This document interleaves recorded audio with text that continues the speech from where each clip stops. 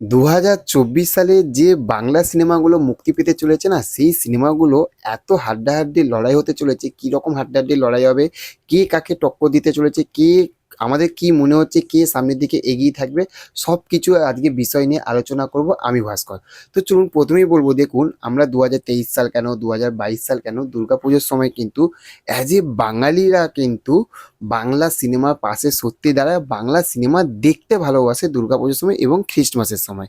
তো সেখান থাকতে দুর্গাপুজোতে এত মুভি রিলিজ হয়, তো সেখান থেকে প্রত্যেকটা মুভি কিছু কিছু মুভি বেশ ভালো বক্স অফিস কালেকশন নিয়ে আসে, কিছু কিছু মুভি কিন্তু আবার মুখ থুবড়ে পড়ে।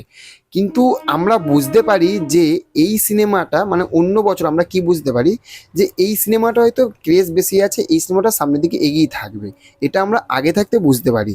কিন্তু এই যে 2024 সালে যে জিনিসটা হতে চলেছে, এটা না সত্যি মানে ভাবা যায় না। তার কারণ কেন, দেখুন এই যে তিনটে সিনেমা, একটা হচ্ছে টেক্কা, শাস্ত্রী, বহুরূপী, এই তিনটে সিনেমারই ক্রেজ কিন্তু বাঙালির কাছে কিন্তু বিশাল লেভেলে। তার কারণ কেন বলুন তো, আমরা টেক্কা টিজার ট্রেলার দেখেছি ফাটাফাটি লেভেলে ক্রেজ, বহুরূপী টিজার দেখেছি ধামাকা লেভেলের ক্রেজ, গানগুলো ধামাকা লেভেলের ক্রেজ, এবং শাস্ত্রী তো ফাটিয়ে দিয়েছে যেখানে মিঠুনদা রয়েছে। তো সেখান থাকতে এইবারে যে যে কেউ কাউকে যে 1 ইঞ্চি যে মাটি ছাড়বে না, 1 ইঞ্চি জায়গা ছাড়বে না, একদম মাটি আঁকড়ে নিয়ে পড়ে থাকবে। তিনটে সিনেমায় যে একটা ব্যাপক লেভেলের বক্স অফিস কালেকশন তারা আনতে চলেছে, সেটা আমরা কিন্তু আগে থাকতে বুঝতে পারছি। এবং তিনটে সিনেমায় কিন্তু আমরা ইউটিউবে দেখছি ভালো কিন্তু ভিউজ পাচ্ছে, ভালো রেকর্ড কিন্তু তারা তৈরি করতে পারছে। এবং দেখুন যে টেক্কা থাকতে যে গানগুলো মুক্তি পেয়েছে, গানগুলো কিন্তু একটা মানুষের মন জয় করতে পেরেছে। আপনি যদি বলেন যে বহুরূপী থাকতে উইন্ডোজের, যেটা হচ্ছে শিবুদা নন্দিনী ম্যামের বই, তো সেখান থাকতে যে বহুরূপী সেই গানগুলো কিন্তু বেশ একটু ইউনিক ইউনিক হয়েছে। বহুরূপীরা যেরকমভাবে একটা কথা বলে, যে একটা আর্ট, সেই আর্টগুলো তারা সত্যি তুলে ধরতে পেরেছে। সেই গানগুলো কিন্তু কেন্দে মরে যাবি, ওই যে লাইনটা বেশ ব্যাপক লেগেছে, একটা জায়গা করে নিতে পেরেছে কিন্তু, এবং শিমুল পলাশদাও।